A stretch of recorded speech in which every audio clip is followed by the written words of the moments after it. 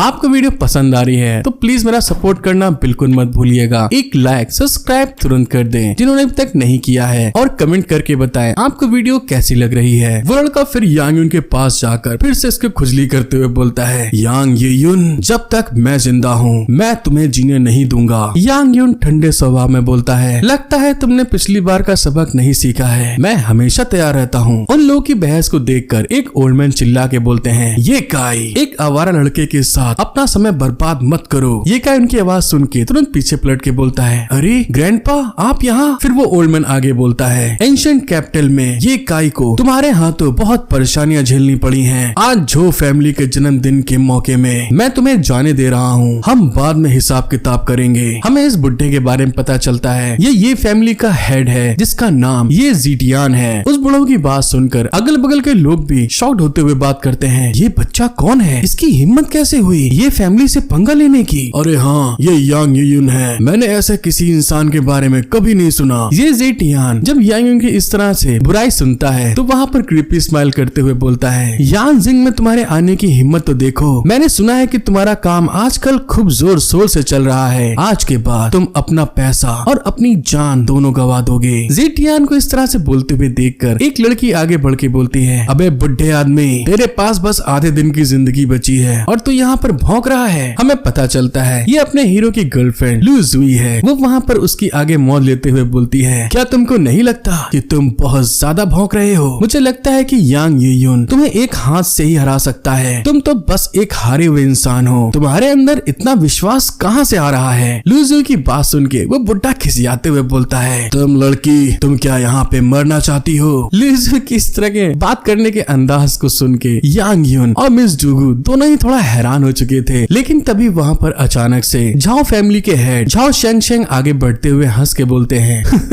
Brother ये आप नए बच्चों से बहस क्यों कर रहे हैं? नए जवान बच्चे तो बहुत एनर्जी से भरे होते हैं, वो बकवास कर जाते हैं और इस छोटी बच्ची की जुबान भी बहुत ज्यादा तेज चलती है। लेकिन तुम्हें बड़ों का आदर करना चाहिए लड़की। झाओनान के अंकल भी वहाँ पर हामी भरते हुए बोलते हैं, हाँ हमारे हेड सही बोल रहे हैं, चलिए अब हम लोग शांत हो जाते हैं और इस बात पे बैठ कर डिस्कशन करते हैं। झाओ चंगचंग की बात सुन के ये फैमिली के हेड का मुंह अजीब सा बन चुका था। वह दूसरे बड़ों से बोलता है, ब्रदर झाओ, क्या तुम मजाक कर रहे हो? पहले मैं इस मामले को निपटाता हूँ। मैंने तुम्हारा जन्मदिन के लिए एक बहुत बढ़िया गिफ्ट तैयार किया है। हे, जल्दी से वो गिफ्ट यहाँ पे लेके आओ। ये डिवाइन क्रिस्टल हमारी ये फैमिली की ओर से आभार के तौर पे एक छोटा सा टोकन है। मुझे उम्मीद है कि मैं ब्रदर झाओ को डार्क जिन के 9th लेवल के मिड स्टेज तक पहुँचने में मदद कर सकूंगा। उन सभी की आंखें उस क्रिस्टल को देखकर पूरी तरह से फटी की फटी रह जाती हैं। यांगन उस क्रिस्टल को देख के बताता है, लोअर ग्रेड का स्पिरिट स्टोन। उसके लिए ये क्रिस्टल कोई भी मायने नहीं रखता। लेकिन दूसरी तरफ लोग तो वहाँ पर पागल होते हुए चिल्ला के बोलते हैं, अरे बाप रे, ये फैमिली ने इस बार तो बहुत ढेर सारा पैसा खर्चा कर दिया। अच्छा, तो डिवाइन क्रिस्टल इस तरह दिखाई देता है। उन लोग की इस तरह की बीसी देखकर यांगन अपने मन में बोलता है, अबे यार, इस पृथ्वी पर दूसरे क्रिस्टल भी मौजूद हैं। अब अपनी कल्टीवेशन के बारे में चिंता करने की कोई जरूरत नहीं है। फिर ये फैमिली के हेड आगे बोलते हैं, साथ ही ये फैमिली ये काई और झाओनान के बीच शादी के कॉन्ट्रैक्ट का सम्मान करने के लिए भी मौके का लाभ उठाना चाहती है। आज का दिन खुशियों से भरा हो। ब्रदर झाओ, आप इस बारे में क्या सोचते हैं? बुढ़ाओं ने जैसे ही शादी की बात करी थी, झाओनान अपने हीरो का हाथ पकड़ के आगे की तरफ लाते हुए बोलती है, मेरे पास पहले से ही हमारा एक बढ़िया सा बॉयफ्रेंड है, मैं तुमसे शादी नहीं करने वाली। अचानक से ऐसे हुए बिहेव के कारण यांग यून थोड़ा हैरान हो चुका था। दूसरी तरफ झाओ फैमिली के हेड को जब ये चीज पता चलती है तो वो सेकंड अंकल की तरफ देखते हुए पूछते हैं, ये सब क्या चल रहा है बे? तुमने हमको इस सब चीजों के बारे में पहले बताया क्यों नहीं? झाओनान के बिहेव के कारण ये काई की भी सटक चुकी थी। वो खिसियाते हुए चिल्ला के बोलता है, झाओनान, तुम मेरे ये फैमिली को सम्मान की नजर से नहीं देख रही हो। तुम एक लंबे समय से चली आ रहे शादी के कॉन्ट्रैक्ट के साथ अपमान नहीं कर सकती।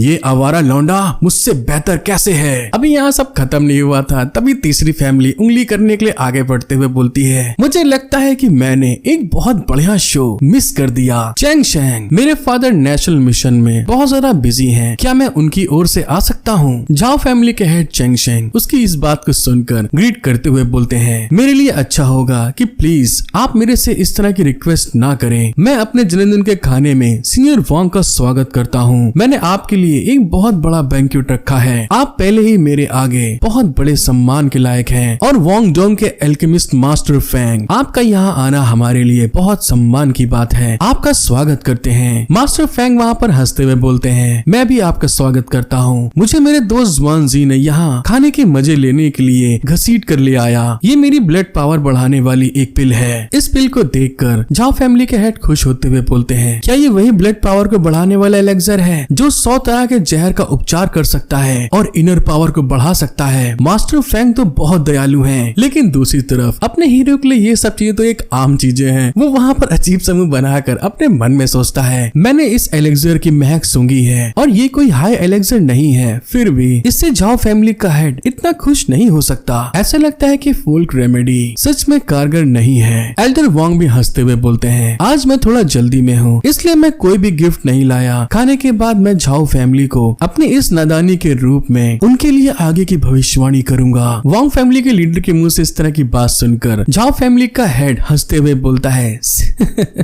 सीनियर वोंग, आप बहुत विनम्र हैं, ये बातचीत करने के लिए अच्छी जगह नहीं है, चलिए अंदर चलते हैं। उन सारे लोगों की सारी बकचोदी खत्म हो चुकी थी, जिस कारण से वो खाने के लिए अब धीरे धीरे अंदर जाते हैं। लेकिन मास्टर फेंग सामने की तरफ इतने ढेर सारे गिफ्ट को देखने के बाद एकदम से चिल्ला के बोलता है, क्या आज घर में कोई और एल्केमिस्ट भी आया है? मुझे एलेक्सर की एक जानी पहचानी महक आ रही है। झाओ फैमिली का हेड हैरान होकर बोलता है, नहीं, आज यहाँ आने वाले आप ही एक लौते एल्केमिस्ट हैं। एल्डर वोंग उससे पूछते हैं, क्या मैं यहाँ के गिफ्ट को देख सकता हूँ? अब एक एल्डर की बात को झाओ फैमिली का हेड कैसे नकार सकता है? वो ना चाहते हुए बोलता है, हाँ ठीक है, कोई बात नहीं, बेशक आप देख सकते हैं। साथ ही वो अपने मन में सोचता है, यहाँ पर और कौन सा एलेक्सर है जो मास्टर फेंग को इतना घबरा सकता है? एल्डर वोंग तुरंत जाकर वहाँ पे सारे के सारे गिफ्ट को चेक करना स्टार्ट कर देते हैं, जिसको देखकर वोंग फैमिली के लीडर अपनी दाढ़ी सहलाते हुए बोलता है, ये ताओइस्ट सेंस नॉर्थ वेस्ट की पावरफुल एनर्जी का एहसास होता है। ब्रदर फांग को शायद वही ढूंढने की कोशिश करने के लिए ध्यान लगाना चाहिए। ब्रदर फांग ने कुछ देर बाद उस बोतल को ढूंढ लिया था, जिसके लिए वो एल्डर वांग का शुक्रिया अदा करते हुए बोलते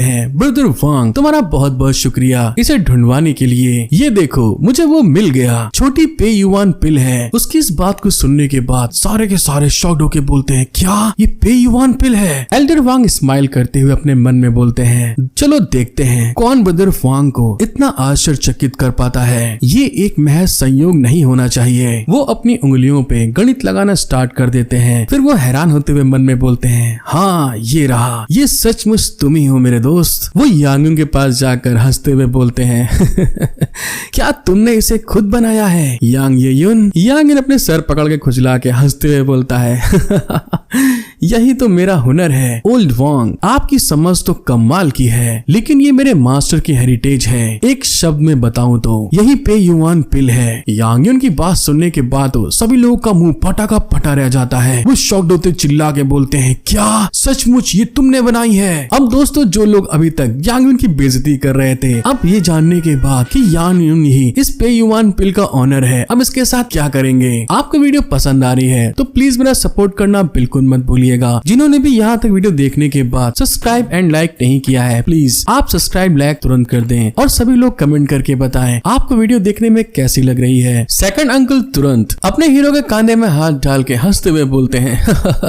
यांग येयुन, तुम सचमुच सबसे बेहतरीन हो। मुझे एंशिएंट कैपिटल के दिनों से ही पता था कि तुम कोई ऑर्डिनरी पर्सन नहीं हो। यांगन में उनकी बात सुन के फीकी हंसी हंसते हुए कहता है, हाँ मैं बहुत खुश हूँ। यांगन की इस काबिलियत को देखकर तो एल्केमिस्ट फेंग की आंखें चमक गई थीं। यांग की पे युआन पिल को देखने के बाद वो बहुत सारा खुश होते हुए बोलता है, मिस्टर यांग, अगर आपको कोई प्रॉब्लम ना हो तो क्या आप मेरे बे युआन में आकर एल्केमी के लिए कुछ बातचीत कर सकते हैं? उतने में झाओ फैमिली के हेड उस एल्डर से बोलते हैं, चीफ फेंग, मेरे जन्मदिन का खाना शुरू होने वाला है, क्या आप मेरी थोड़ी इज्जत बचा सकते हैं और आखिरी तक यहाँ पर रुक सकते हैं? जिसके कहने के बाद वो अपने मन में बोलता है, क्या तुम्हें सच में लगता है कि मैं बेवकूफ हूँ? एल्केमिस्ट रेयर होता है और तुम उसे मेरे घर से ही छीनना चाहते हो। एल्केमिस्ट फैंग थोड़ा सा शर्मिंदा होते हुए बोलते हैं हाँ आप बिल्कुल सही बोल रहे हैं, जब भी मैं थोड़ा नर्वस होता हूँ मेरा चेहरा अजीब सा हो जाता है। इसी तरह से वो दोनों फैमिलीज यांग उनके तेल पानी लगाते हुए बोलती हैं, चलो फिर ठीक है, हम लोग एलिमेंटल पिल के बारे में बात नहीं करते। वुडोंग द्वारा अपने माउंटेन की ओर जाने वाले रास्ते बंद करने के बाद एलिमेंट होमिंग पिल का छोटा सा फॉर्मूला खो गया था। क्या मिस्टर यांग वुडान के वंशज हो सकते हैं? जाओ हेड भी अपने हीरो से बोलते हैं, मेरे मास्टर का नाम गैंग यून है और एलिमेंटल होमिंग पिल भी क्लाउड गेट के इनहेरिटेंस में मिली एक आइटम है। मैंने जो पिल बनाई है उसका वुडान से कोई मतलब नहीं है। इसी तरह से इन लोग उसकी तारीफों के पुल बांध रहे थे, जिसको सुनने के बाद तो ये काई बहुत जरा खिसियाते हुए अपने दादा से बोलता है, ग्रैंडफादर अगर ऐसे ही चलता रहा तो हमारी शादी टूट जाएगी। ग्रैंडफादर बहुत जरा गुस्से में अपना ऑरा रिलीज करते हुए बोलता है, क्या तुम सभी को झाओ फैमिली और ये फैमिली के बीच हुई सगाई याद है? ये आवारा चाहे कितना भी ताकतवर क्यों ना हो, वो 4 मेजर फैमिली का दामाद बनने लायक नहीं है। उस एल्डर की बात सुन के वॉन्ग फैमिली का लीडर भी गुस्से में अपनी एनर्जी रिलीज करके बोलता है, ये ज़िटियान अपनी कही हुई बातों पर ध्यान दो, यहाँ आने वाले सभी विजिटर गेस्ट हैं। अगर तुम ऐसा ही करते रहे तो एक सीनियर सिटीजन होने के नाते मैं इसे अब और ज्यादा बर्दाश्त नहीं कर सकता। यांग उन लोग के इतने भयानक ऑरा को देखकर हैरान होकर बोलता है, इतनी पावरफुल ब्लड की मुझे उम्मीद नहीं थी कि एल्डर वांग शुआन जी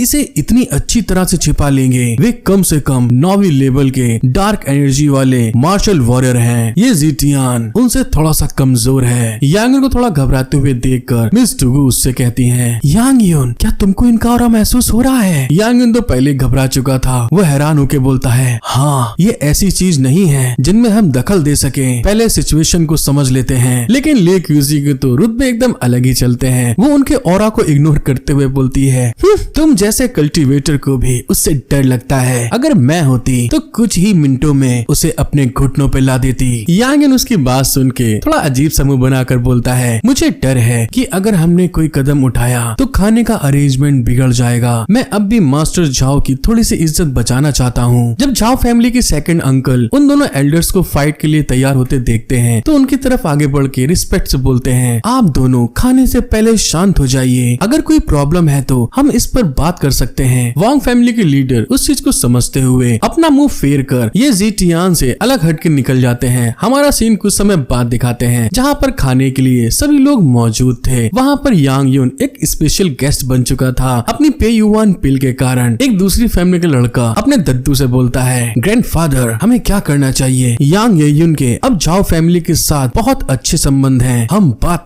बाद में बात करेंगे। वो बुड्ढा खिसियाते हुए अपने पोते से बोलता है, झाओ फैमिली के साथ उसके संबंध कितने भी अच्छे क्यों ना हो, क्या उनको ये फैमिली के 2 बेवकूफ लोग बगल में तैयारी करते हुए नहीं दिखाई दे रहे हैं? यांग येयुन ने बोन फ्लावर हॉल को नष्ट कर दिया और हमारे मास्टर के एक मेंबर को मार डाला जो डार्क एनर्जी के 8वें लेवल पर है। अब उसके विरोध में खड़े होकर कुछ भी कहना मौत के समान है। ये फैमिली द्वारा कार्रवाई करने के बाद ही हमें कोई मौका मिल सकता है। दूसरी तरफ हमें ये फैमिली के लीडर को दिखाते हैं जो वहाँ पर यांग यून के तेल पानी होने के कारण बहुत ज्यादा गुस्सा आ रहा था। वो इतना ज्यादा गुस्सा आ जाता है जो गिलास उसके हाथ में था वो उसको चकनाचूर कर देता है। ऐसे आवाज आने के कारण सभी लोग घबराते हुए उसकी तरफ देखते हैं तो वहाँ पर ये ज़िटियान गुस्साते हुए बोलता है, बस बहुत हो गया, मेरा सब्र का बांध अब टूट गया है। तुम बार बार हमें इग्नोर करने की कोशिश करते रहते हो, क्या इसका मतलब ये है तुम हमारा बिल्कुल भी सम्मान नहीं करते? हम अपने एंगेजमेंट में सहमत हो गए हैं, मुझे अभी जवाब चाहिए। झाओनान तुरंत अपने दादा के पास आकर बोलती है, ग्रैंडफादर आप उस दिन नशे में थे, ये तो बस यूं ही मुंह से निकली गई बात है, इसे कैसे गिना जा सकता है? ग्रैंडफादर भी उसकी बात को समझते हुए बोलते हैं, झाओनान तुम सही बोल रही हो। वांग फैमिली के एल्डर भी खड़े होते हुए बोलते हैं, अब तो सब लोग पेट भर चुके हैं, मैं सबसे पहले झाओ फैमिली से किया अपना वादा पूरा करूंगा और अब मैं झाओ फैमिली की ओर से भविष्यवाणी करूंगा। वो अपनी उंगलियों पे कुछ गिनते हुए बोलते हैं, हमारी वांग फैमिली के पास किलिन है, आपके झाओ फैमिली के पास होली फिनिक्स और ड्रैगन का मिलन शुभ संकेत होता है। आज का ड्रैगन कौन है? चांग शेंग खुद ही देख लो। झाओ फैमिली का हेड उनकी बात को समझते हुए बोलता है, होली फिनिक्स पक्के तौर से झाओनान होनी चाहिए, तो फिर ड्रैगन कौन है? लेकिन अपना हीरो समझ चुका था, उसके पसीने छूट जाते हैं। वांग फैमिली के एल्डर फिर आगे बताते हैं, स्काई लाइन को देखते हुए बिल्कुल तुम्हारे तुम्हारे बगल में है वो। और जब झाओ फैमिली के एल्डर बगल में देखते हैं तो वहाँ सिर्फ और सिर्फ अपना लौंडा बैठा हुआ था, जिसको कुछ समझ में नहीं आता। वो तो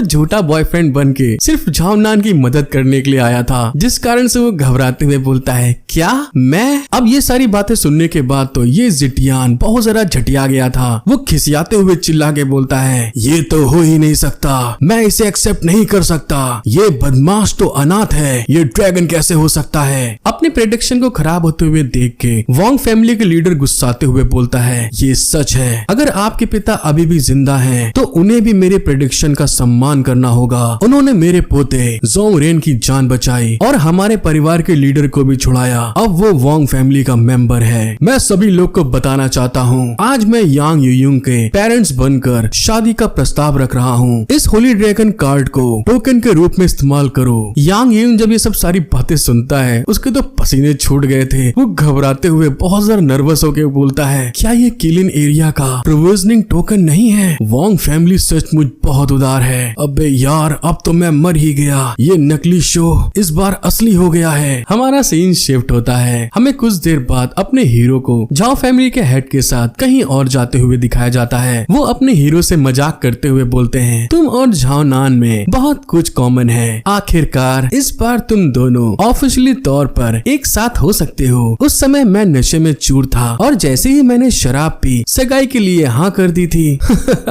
लेकिन ये देखते हुए कि तुम इस बार एंशिएंट कैपिटल में केवल 2 औरतों को सेक्रेटरीज बना के लाए हो, तो फिर पक्के तौर से उनकी वर्किंग स्किल की सराहना करनी होगी। झाओ नान के साथ तुम्हारा रहना सिर्फ मौज मस्ती खेल कूद वाला माइंडसेट नहीं है ना? यांगन बेचारा बीच में फंस चुका है। वो घबराते हुए बोलता है, वो हाँ बिल्कुल आप सही बोल रहे हैं। मुझे याद आया कि ये बाहर निकलने का रास्ता नहीं है। सब लोग कहाँ जा रहे हैं? यांग उनकी बात सुन के हेड घूर के देखकर उससे बोलते हैं, ऐसा लगता है कि झाओ नान ने आपको नहीं बताया, एंशिएंट मार्शल आर्ट के 4 बड़े फैमिलीज सेरेमनी खत्म होने के बाद हम हमेशा मार्शल आर्ट को शो करते हैं। अपना परफॉर्मेंस दिखाओ। इसमें मेजर फैमिली एक साथ कई लड़ाइयाँ लड़ती हैं, मार्शल आर्ट स्किल को आदान प्रदान करते हैं। इसीलिए बच्चे, तुम्हें सावधान रहना होगा। मेरी फैमिली और आपकी फैमिली दोनों के ही आपके साथ बहुत अच्छे संबंध हैं। वे पक्के तौर से आपके साथ नरमी नहीं बरतेंगे। यहाँ पर एल्डर ये जिटियान के लिए बता रहे हैं। अब दोस्तों, इस बवाल में फंसने के बाद अपना हीरो यांग यून इससे कैसे निपटेगा, ये हमें आगे देखने में बहुत मजा आने वाली है। हमारा सीन शिफ्ट होके दोबारा से अरेना पे आ जाता है, जहाँ पे सेलिब्रेशन के बाद में मार्शल आर्ट अरेना का अपने अपने स्किल्स को दूसरे को दिखाना बनता है। अपना हीरो यांग यून प्यारी सी स्माइल करते हुए बोलता है, अच्छा तो ये है मार्शल आर्ट असेंबली। यांग के एंशिएंट मार्शल फैमिलीज का एटमॉस्फेयर पक्के तौर से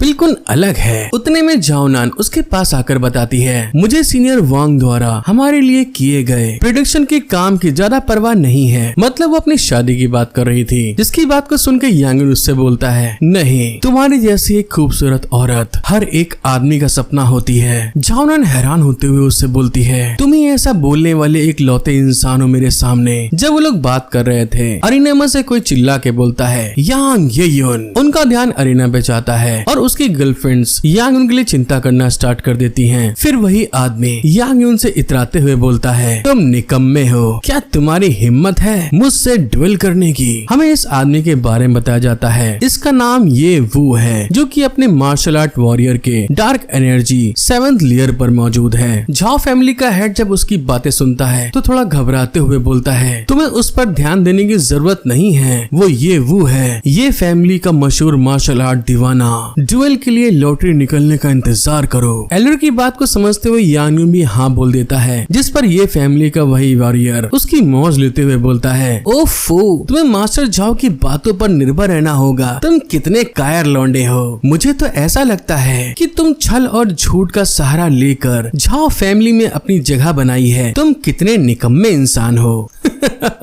तुम्हें क्या हुआ, नामर्द बन गए हो? यहाँ आने की हिम्मत भी नहीं हो रही, धिक्कार है तुम्हारे ऊपर। यांग यून चुपचाप उसकी बातों को सुन रहा था, लेकिन उतने में ही मिस डूगू अपने जाने मन की बेइज्जती कहाँ बर्दाश्त करने वाली थी। वो गुस्से में तुरंत वहाँ पर आगे की तरफ निकल जाती है। वो जैसे आगे की तरफ बढ़ती है, यांग यून समझाने की कोशिश करता है, मिस डूगू मत जाओ। इस तरह के एक्शन को देखकर ली क्यूजी अपने मुंह पे हाथ रखते हुए बोलती है, अरे ये क्या, ये तो मेरे मास्टर के प्रति बहुत ज्यादा प्रोटेक्टिव है। मिस डूगू को अपने सामने आते हुए देखकर वो लौंडा उसकी मजाक उड़ाते हुए बोलता है, अरे यार तुमने सच में एक लड़की को यहाँ भेज दिया। हे, तुम्हारा मास्टर एक नंबर का घटिया है। मिस डूगू उसकी बात सुन के अपने स्वॉर्ड को बाहर निकालते हुए बोलती है, अपनी बीसी करना बंद करो तुम। हमारा लीडर हर काम को करने लायक है, वो तुम्हें आसानी से चींटी की तरह मसल सकता है, तुम उसके अपोनेंट बनने लायक भी नहीं हो। वो आदमी मिस डूगू की बात सुन के बहुत ज्यादा गुस्साते हुए उससे कहता है, ओहो, तुम तो वाकई में बातचीत करना जानती हो। वो तुरंत वहाँ पे जंप लगाकर मिस डूगू के ऊपर अटैक करने के लिए आगे बढ़ते हुए खिसिया के कहता है, तुम्हें मारने के लिए मुझे बस एक मूव की ही जरूरत है, मैं तुम्हारा अंत कर दूंगा, बाद में रोना नहीं मेरी सुंदरी। उस लौंडे ने जैसे ही मिस डूगू के ऊपर अटैक किया था, मिस डूगू ने अपनी स्वॉर्ड के थ्रू उसके अटैक को रोकते हुए बोलती है, मुझे लगता है कि तुम सिर्फ बकवास करना ही जानते हो। अपने अटैक को ऐसे रोकते हुए देखकर वह हैरान होते हुए बोलता है, क्या ये कैसे हो सकता है? उतने में मिस डूगू भी एक मौका निकालकर अपनी स्वॉर्ड से एक पावरफुल स्लैश उसकी गर्दन के ऊपर चला देती है, जिसे वो बड़ी मुश्किलों के साथ पीछे हटते हुए वहाँ पर बच जाता है। लेकिन मिस डूगू के ऐसे भयानक अटैक को देखकर वो घबराते हुए मन में बोलता है, ये बहुत पावरफुल और स्पीड वाला अटैक है, क्या ये लेडी अपने डार्क एनर्जी के 9th लेवल पर है? वो तुरंत अपने आप को संभालते हुए अपने हाथ को जमीन पर रख के दोबारा से अटैक करते हुए उससे कहता है, शो ऑफ करना बंद करो तुम। जैसे वो अपने पैरों का अटैक मिस डूगू के ऊपर करता है, वो सिर्फ अपने नॉर्मली सा हाथ रखती है आगे उसके अटैक से बचने के लिए। अपनी इस तरह की बेइज्जती को महसूस करते हुए वो लौंडा घबरा के मन में बोलता है, उसने यूं ही मेरी 70% पावर को बस अपने एक हाथों से रोक दिया। मिस डूगू दोबारा से अपने स्वॉर्ड को तैयार करके उसके ऊपर अपने स्वॉर्ड का अटैक करने के लिए आगे बढ़ाती है, जिसको अपनी तरफ आते हुए देखकर वो घबराते हुए बोलता है, अरे नहीं, बहुत देर हो गई है, अब मैं इसको डॉज नहीं कर पाऊंगा। लेकिन तभी उतने में अचानक से अरेना के अंदर बहुत ज्यादा हवाओं का प्रेशर इकट्ठा होना स्टार्ट हो जाता है और वहाँ पर अंदर होने लड़ाइयों को कोई भी देख नहीं पाता कि क्या हो रहा है। हमें अगले मूव का पता चलता है, मिस डूगू का अटैक इतना ज्यादा पावरफुल था कि वो आदमी अपने मुंह से खून बहाता हुआ हवाओं में निकल जाता है। मिस डूगू का अटैक का प्रेशर इतना ज्यादा तगड़ा था, वो पीछे जाकर धड़ाम से गिरता है तो वहाँ पर उसके पीछे के पत्थर भी टूट जाते हैं। मिस डूगू की इस तरह का अटैक देखकर सारे के सारे लोग, जितने भी मेजर फैमिलीज वहाँ पे मौजूद थी, वो हैरान हो जाते हैं और साथ ही साथ अपना हीरो भी हैरान हो गया था। वो आदमी गिरने के बाद करहारते हुए बोलता है, हाँ ठीक है, मैं हार गया हूँ। लेकिन तभी उतने में उसको याद आता है, ये फैमिली के हेड ने मुझे बोला था, अगर यांग यून नहीं मरा तो मैं तुम्हें मार डालूंगा। मिस डूगू उसके पास पहुंचकर उससे बोलती है, क्या तुम अभी मुझसे फाइट करना चाहते हो? उस आदमी को समझ में आ गया था, पीछे खुआ तो आगे खाई, मरना तो है ही मुझे, जिस कारण से वो घबराते हुए चिल्ला के बोलता है, हाँ बिल्कुल,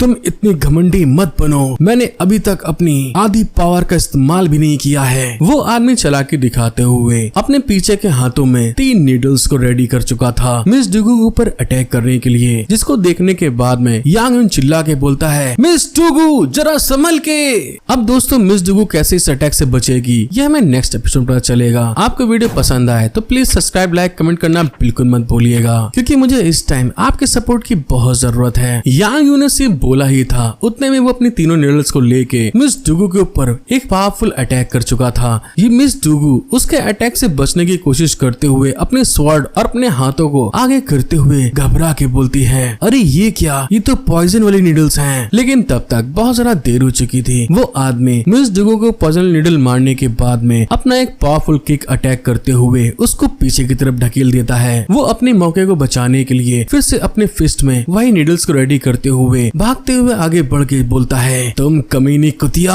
अब तुम नरक में जाओ। मिस डूगू उससे बचने की कोशिश तो करती हैं, लेकिन उतने में ही वो उसका हाथ पकड़ के क्रीपी स्माइल करते हुए अपनी वही नीडल्स अटैक उसके ऊपर करने के लिए आगे बढ़ते हुए बोलता है, अब तुम मेरे बस में आ चुकी हो। मिस डूगू अपनी जोर तो लगा रही थी वहाँ पे, जिसको देखने के बाद ये फैमिली के हेड वहाँ पर खड़े होते हैं और चुपके से अपने हाथों में से एक छोटी बॉल का अटैक सीधे मिस डुगू के पैरों के बीच में कर देते हैं, मतलब घुटनों के पीछे, जिस कारण से मिस डुगू वहाँ पर नीचे की तरफ गिर जाती है। मिस डुगू गिरते हुए बोलती है, ये किसने मेरे ऊपर छुप के अटैक किया है। इस मौके का फायदा उठाते हुए वो लौंडा वहाँ पर मिस डुगू के ऊपर अपनी वही पॉइजन नीडल का अटैक उनकी बॉडी के ऊपर कर देता है, जिसके इफेक्ट के कारण मिस डुगू के कपड़े भी वहाँ पर फट जाते हैं, उनके खून निकलने लगता है। वो चिल्लाती है, आह! वो घमंडी बदतमीज इंसान अपना कमीनापन दिखाते हुए बोलता है, तुम कुतिया, तुम्हें क्या लगता है कि मैं इस बार तुम्हें नहीं मार सकता। उस लौंडे ने जैसे इस बारे में बोला ही था, तभी अचानक से एक पैर उसके मुंह के ऊपर पूरा का पूरा छप जाता है और हमको पता चलता है ये कोई और नहीं, अपना हीरो यांग यून था, जो कि बहुत ज्यादा गुस्से में उसके पैर को ऊपर से लेकर नीचे तक जमीन पे छाप देता है अपने पैरों से। उसका इम्पैक्ट इतना ज्यादा भयानक था, जिस जगह पर उसने नीचे गिराया तो उसके सर को पूरी की पूरी जमीन वहाँ पर शटर होना स्टार्ट हो जाती है, टूट फूट गई थी। सिर्फ उसके स्पिरिचुअल पावर वेव के कारण यांग यून तुरंत उसके ऊपर दूसरी लात मारकर उसको दूर फेंक देता है। वहाँ पर दोस्तों धूल छटती है। हमें कुछ देर बाद दिखाया जाता है उस लौंडे की हालत बहुत ज्यादा बेकार हो चुकी थी। उसकी बॉडी दर्द के मारे वहाँ पर शेक कर रही थी। जहाँ पर वो गिरा था अगल बगल के लोग अपने आप को संभाल रहे थे। किसी तरीके से वो वहाँ पर उठते हुए मन में बोलता है, आखिर ये किस तरह का अटैक था, मुझे उसके मूव के बारे में पता ही नहीं चला। यहाँ तक कि मेरे मास्टर की भी इतनी भयानक ऑरा नहीं थी। वो आदमी वहाँ पर दर्द के कारण बिलक बिलक के रो रहा था। यांग यून भयानक गुस्से में उसके सामने खड़े होते हुए उससे कहता है, मुझे छुपकर हमला करने वाले लोग सबसे ज्यादा बेकार लगते हैं। अगर तुमने ऐसा करने की हिम्मत की है, इसका मतलब है कि आगे होने वाली चुनौती के लिए तुम अपने दिमागी रूप से तैयार हो। यांग यून के इतने भयानक प्रेशर को महसूस करने के बाद वो आदमी छोटे बच्चों की तरीके गिड़गिड़ा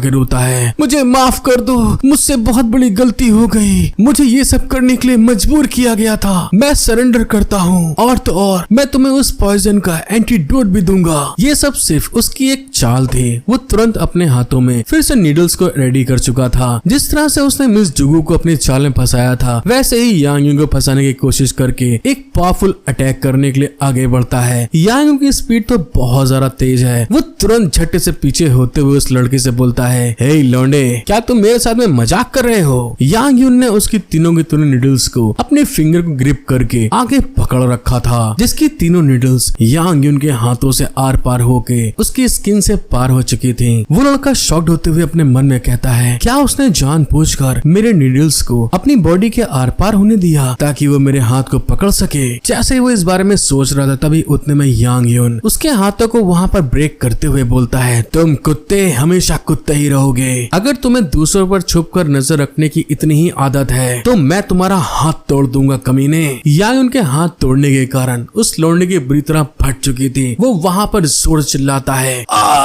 नहीं, मेरा हाथ टूट जाएगा। लेकिन जिस तरह से मिस डुगू को छुप के अटैक हुआ था, वैसा ही एक और अटैक यांग यून के ऊपर भी आगे बढ़ता है, जिसको यांग यून तुरंत अपने 2 फिंगर से वहाँ पे पकड़ते हुए बोलता है, तुम्हारी हिम्मत कैसे हुई मुझ पे अटैक करने की। और अगले ही पल वो तुरंत उस अटैक को रिफ्लेक्ट करते हुए अपनी दोनों फिंगरों से जिस जगह से अटैक आया था वहाँ पे री अटैक कर देता है। वो अटैक इतना ज्यादा पावरफुल था, ये फैमिली के हेड के जस्ट बगल से निकलता है। मतलब कि यहाँ पर यांग यून ने सिर्फ उसको एक अल्टीमेटम दिया है। उस अटैक का प्रेशर हमें ये फैमिली के जस्ट बगल में एक पेड़ पे दिखाया जाता है। वो इस पेड़ के दरार को तोड़ते हुए पीछे की तरफ निकल चुका था। ये फैमिली के हेड के मुंह पे पसीना आ चुका था। इस तरह की पावर को देखकर दूसरे लोग घबराते हुए बोलते हैं, हे, वो किस फैमिली से है? उसकी ताकत तो सचमुच बहुत भयानक है। हाँ, वो वांग फैमिली का एक मेंबर है। झाओ नान के दादा मतलब झाओ फैमिली के हेड जब इस तरह की पावर को देखते हैं तो उनकी भी फट चुकी थी। वो घबराते हुए मन में बोलते हैं, उसकी पावर हो सकता है डार्क एनर्जी के इनेट मार्शल वॉरियर जितनी है। एक जवान लड़का ये कैसे कर सकता है? यांग यून फिर से उस लौंडे के करीब आते हुए बोलता है, तो फिर ठीक है, मुझे बताओ तुम कैसे मरना चाहते हो। उस लौंडे की तो बुरी तरह फट चुकी थी। वो घबराते हुए बोलता है, प्लीज मेरी जान को बख्श दीजिए, मैं कभी ऐसा करने की हिम्मत भी नहीं करूंगा। लेकिन तब तक बहुत बहुत ज्यादा देर हो चुकी थी। यांग यून बहुत ज्यादा गुस्से में उसके ऊपर एक जोरदार घूंसा मारता है, जिस कारण से उसके मुंह से भयानक तरीके से खून निकल चुका था और अगले ही पल वो लड़खड़ाते हुए दूसरी तरफ जाकर दीवार से जा लड़ता है और वहाँ पे भी दोस्तों उसके मुंह से खून निकल रहा था। यांग यून का गुस्सा इस समय ओवर पावर हो चुका था। वो खिसियाते हुए चिल्ला के सबको चैलेंज करता है, तो मुझे बताओ अगला कौन है यहाँ पे जो मुझसे लड़ना चाहता है। अगर तुमको मुझसे कोई प्रॉब्लम है तो मुझसे सीधे आके लड़ो। अब दोस्तों यांग यून की सटक चुकी है। अब देखते हैं ये फैमिली के हेड यांग यून के गुस्से से कैसे बचता है। आप लोग को वीडियो देखने में मजा आ रही है तो प्लीज मेरा सपोर्ट करना बिल्कुल मत भूलिएगा। एक लाइक सब्सक्राइब कर दीजिए तुरंत और कमेंट करके बताएं आपको वीडियो कैसी लग रही है।